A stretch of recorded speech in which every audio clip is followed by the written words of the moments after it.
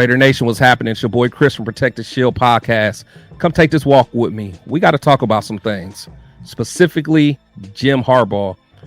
Hearing a lot of Raider Nation talk about how much they want Jim Harbaugh. I just want to make sure you guys truly understand what you're getting with Jim.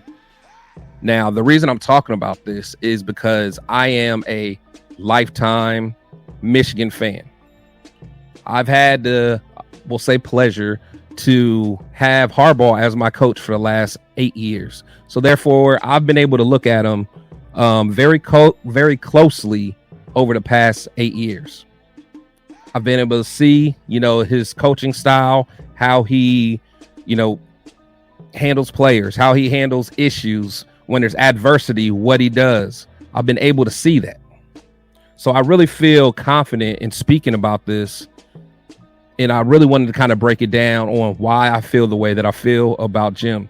Now, I'll first start off and say, I think Jim's a good coach.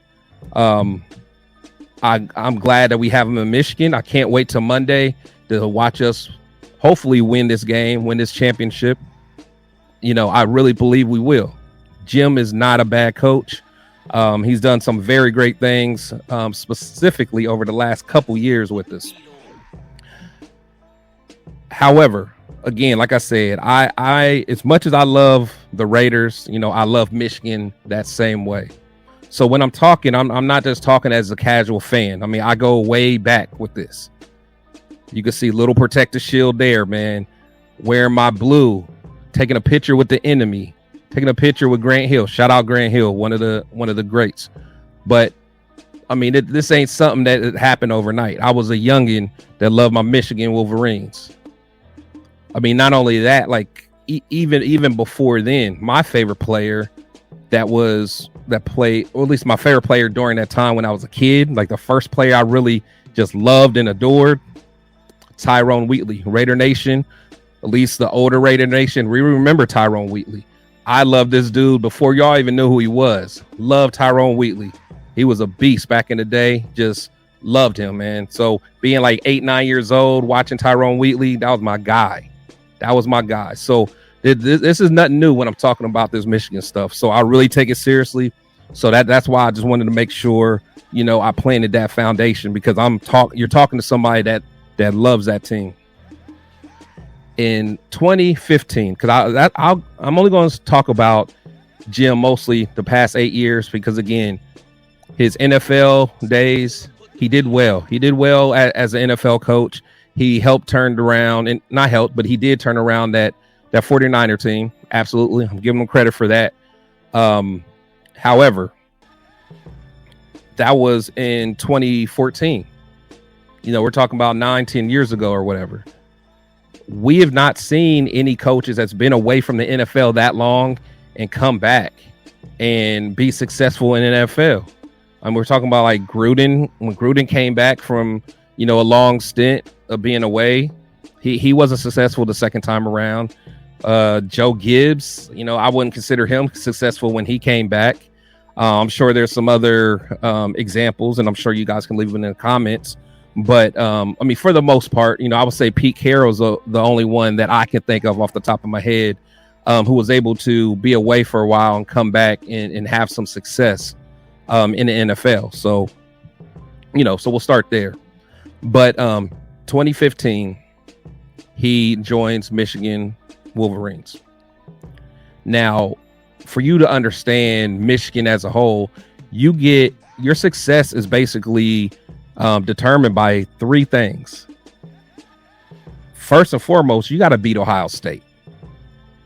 Second, you need to beat Michigan State. We consider them little brothers. And then thirdly, you got to win your bowl games. So you got to be able to win the big games, basically. Harbaugh started in 2015. So 2015, 2016, 2017, 2018, 2019. We got dominated by Ohio State. He started off 0-5 against Ohio State. Not only that, just on top of that, in 2018, we got beat down 62-39 by our rivals. 62-39. And this is We're talking about year 3 in his tenure. 62-39. At that point, a lot of people were like, Harbaugh's just not the guy. It got so bad that after that game, Jim Harbaugh had to basically step down from calling the offense because our offense was too vanilla. It was too conservative. We needed to find someone that could help us get a more dynamic offense. And honestly, when you think about that, what does that sound like? That sounds like what we're going through now. We need someone that, for the Raiders, that's not vanilla, that's not predictable. I hate to say it, but Jim Harbaugh's offense is a lot like John Gruden's. He loves his 2 tight end sets. He loves the fullback. He does fullback dives more than anyone else. Us Michigan fans hate that. It drives us crazy. And again, I'm telling you this from someone that had to experience this for the past 8 years. I'm not just someone that is, not knowledgeable about Jim Harbaugh. I am. So going back to, him against Ohio State. So like I said, they lost 5 in a row. In the year 2020, when COVID hit, we didn't even play Ohio State that year. Ohio State wanted to play us. They wanted to play us. I think Ohio State even went to the playoffs that year or whatever. But that was an abbreviated season. But basically, we played an abbreviated season. Michigan, under Jim Harbaugh, we were 2-4. That was our record, 2-4. So I say that to say this.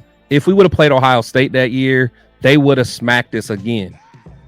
That would have been 6 games in a row that we lost Ohio State. But I'm not going to count that because that's speculation. Anything could happen. I'm going to stick with the facts.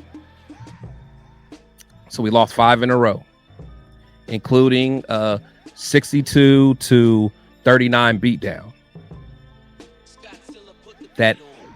And that was 2018. That's when that happened. 2019, that's when, Harbaugh stepped down.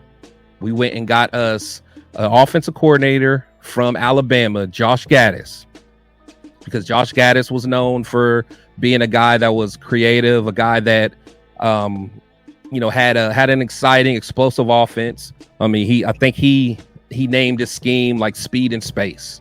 So, like little stuff like that he did a lot of bubble screens, a lot of jet sweeps, reverses, things like that. He spread the field out, stuff that, kind of modernizing the offense.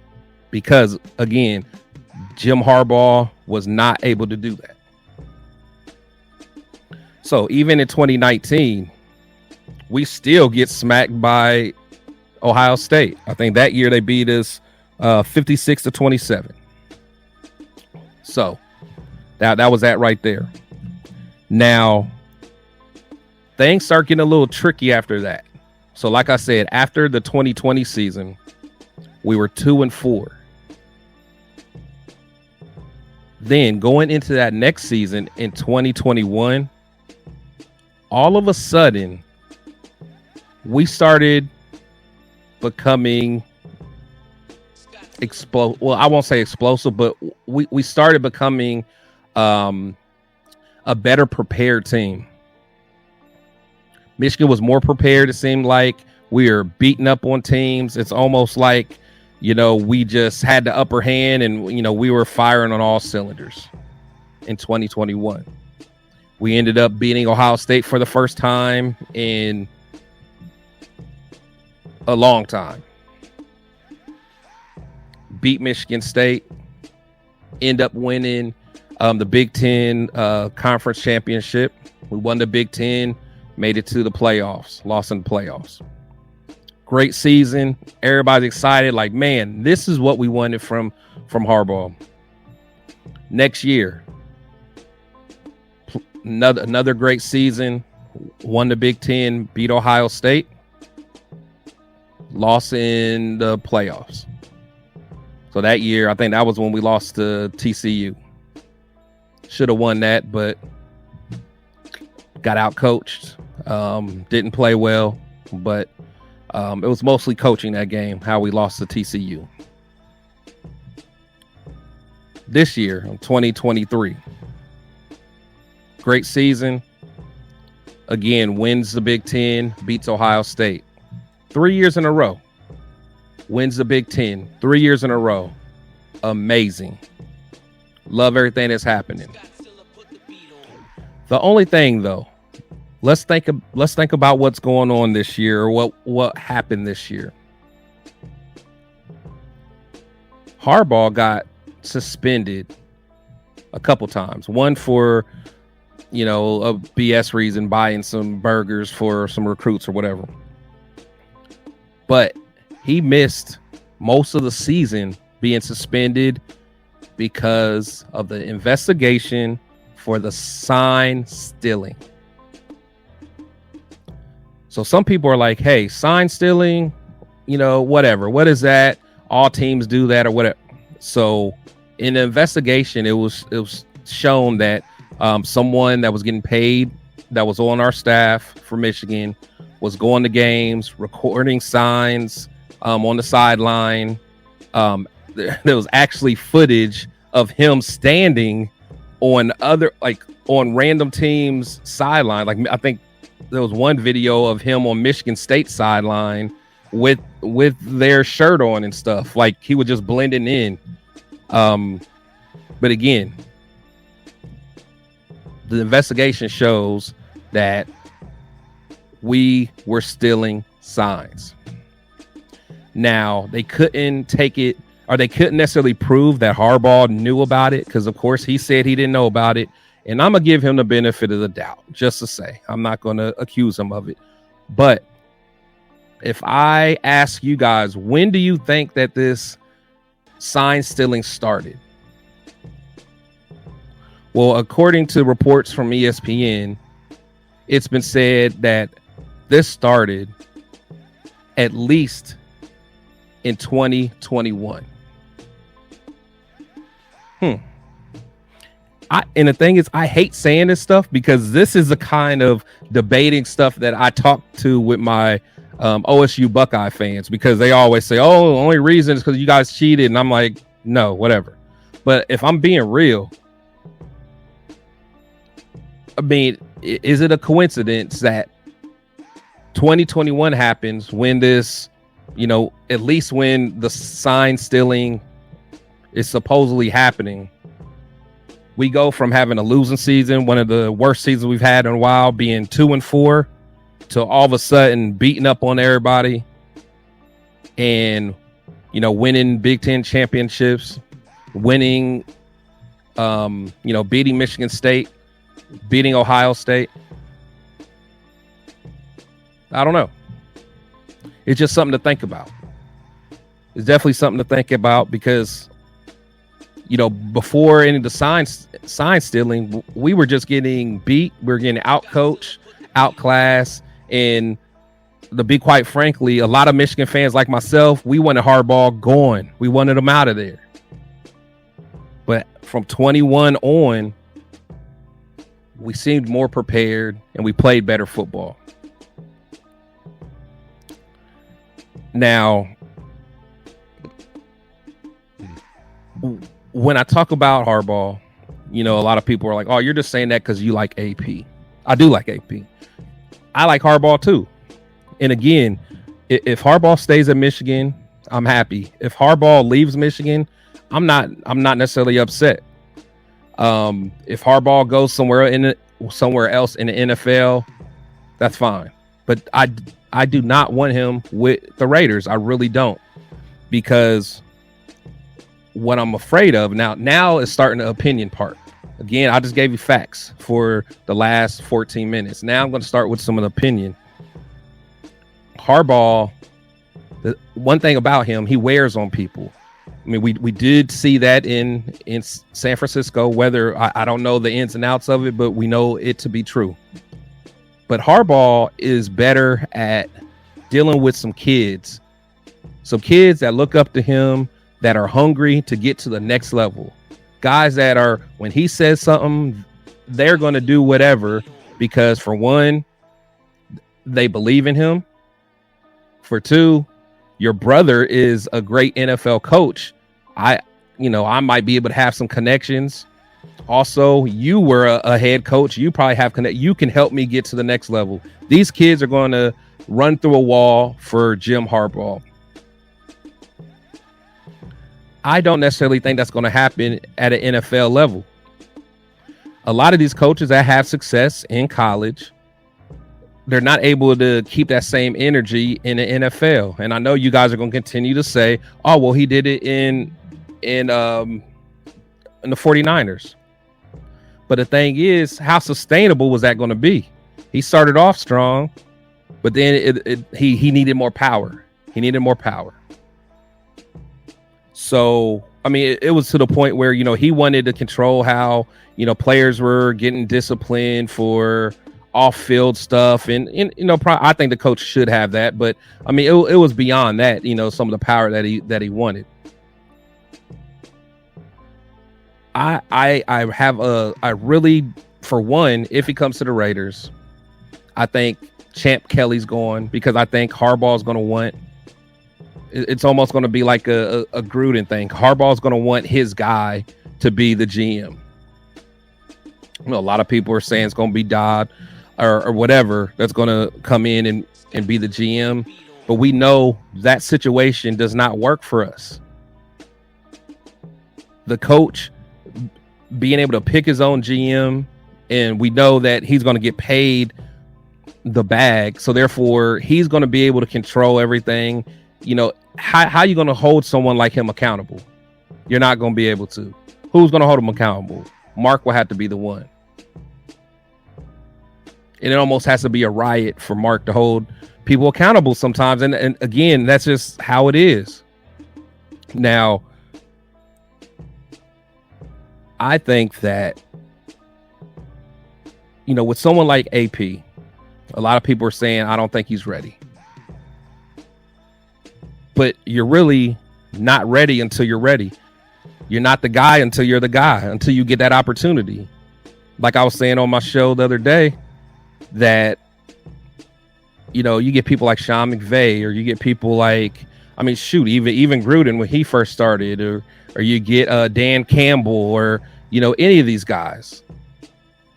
When you hire them, you don't even know if they're ready yet. You don't know if they're ready until they go out and show it. I think AP's done a good job for the circumstances that he's in. Granted, we would want him to win all the games, but we got to look at the situation he was thrown in. People are saying, well, how do we know that AP is going to pick the right coaches? Because he promoted Bo to be the offensive coordinator. Oh, he had what's the name? Scott Turner on, in the building. He's called plays before. That's true. Turner has called plays before. But the thing is, our team and our makeup of our team is based off of what Josh McDaniels built. His foundation, everything, it was all Josh McDaniels. Turner has not spent really no time with Josh McDaniels. Bo has spent a lot of time with Josh McDaniels. He understands the system. Now, if we try to make a move last offseason, then I can understand, like, hey, Scott, go ahead. You're going to start running plays. You're going to call plays. Go ahead and implement what you need to implement. But the thing is, Josh got fired. A few days later, we're playing another game. AP, who what are you going to do? AP, who's the best to run the offense right now? Probably the guy that knows the most about the system. Bo, we just got to roll with you, man. You got to roll with you. We're just going to get these growing pains together. I think he made the right decision. Now, again, will Bo one day be a good offensive coordinator? Possibly. Do I want him to stay our offensive coordinator? No. I want someone that's more established. And I wouldn't even say more established, but, I want someone that I think can really take our offense to the next level. Again, nowadays I want some, dynamic. I want explosion. the conservative ball. I mean, that's what pisses a lot of us Raider fans off right now. Conservative football, being, how many times on, 4th and 1 are we doing, something dumb, or we're kicking it instead of going for it. A lot of us want us to go for it, be more aggressive. On 3rd and 1, we don't want a play caller that's going to do a flea flicker. I mean, sometimes you just got to be smart. You got to know when to be aggressive. That's the kind of thing that I want. But kind of taking this back to the Harbaugh thing. Harbaugh's going to want all control. He's going to want it his way. I think right now our team is halfway there. Probably even more than halfway, because we have a good special teams. Our defense is only going to continue to get better if we have continuity. Harbaugh may come in. We have a hell of a defensive coordinator at Michigan. He may bring him with him. So having another defensive system, what's that do with the progress that Malcolm Kuntz has had? What's that do with the progress that Trayvon Mork has had? We need to think about these things, man, because just getting a big name coach in here and thinking that everything's going to be okay, that's not the case. And that's barely ever the case. We got a coach right now that is endorsed to keep the job from the likes of Howie Long, Charles Woodson, Devontae, Max Crosby. So it's not just players, but it's alumni that's highly respected, that has a gold jacket. They're saying these things. So just some things to think about, man. Again, I'm a fan of Jim Harbaugh, but I do not want him with the Raiders, man. I don't want him at the Raiders. I'm worried that he's not going to be able to win some of those big games. I don't think he's going to take our offense to the next level. And another thing, it's like he's hurting Michigan right now, from a future standpoint, because he won't even keep it real about what his intentions are. We have recruits that just kind of waiting around. I don't know what I'm going to do because I don't know what Jim's going to do. Jim, if you want to go to the NFL, let it be known. So therefore, hey, we can give you the proper goodbye. Recruits can make their decisions. You can leave out on your high horse. We can salute you and all that. But, and he's always been like that, because ever since, actually the last 3 years when he started getting a little better, the NFL was kind of knocking on the door again. Every year it's always, is Jim going to stay? Is he going to go? That's always been national news. And again, this is not an opinion. You can look this stuff up. So it's just something that we need to think about. When there's adversity now. So the thing is, there's possible sanctions that's going to come down on Harbaugh. But the university, the one that's really going to feel it. Harbaugh, he's like, hey, I don't want to get suspended again. I don't want. Hey, look, I'm out. I'll go to the NFL. Leave that for them. Something that happened under your watch. Who knows if things start going bad? Because we know with the Raiders, things will get bad. If things aren't good, things start, obstacles start coming up. Is Harbaugh going to be the one to say, oh, let me go see what the Bears are, hey, is there another team that's interested? I don't know. That is just from someone that's watched Jim for the past 8 years. I've just noticed little things like that a lot of people aren't going to see. A lot of Raider Nation, especially you guys out west, you guys don't pay Michigan football no attention. You guys don't know the ins and outs. You guys don't know about the rumors that's going on in the different reports and things like that from Jim Harbaugh. You don't. So I just want to make sure everyone is fully aware of, the big picture of what he really is. Now, can Jim come in here, shake some things up, and we have a 49er type impact? Possibly. That'd be awesome. Because the thing is, if we do hire Jim, I will accept it, because again, like I always say, players and coaches come and go, but we must always protect the shield. That's literally what I stand on. That's literally what I created this platform on, because the shield is more important than the players and coaches. And I know a lot of us get away from that sometime, and we think very, we're very emotionally attached to certain things. But I mean, it is what it is, but I just want everyone to just kind of understand from a Michigan fan standpoint, this is what it is. So I want you guys to leave your comment, man, in the comment section. Let me know how you feel. Because again, a lot of you guys aren't, up to speed with Harbaugh from that angle. You guys probably didn't know all the ins and outs of, him struggling in the beginning, and then all of a sudden he got good, and when he got good, and allegedly why he got good. Who knows? But leave it in the comments. And again, I appreciate you guys. And as I always say, players and coaches come and go, but we must always protect the shield. You guys be safe.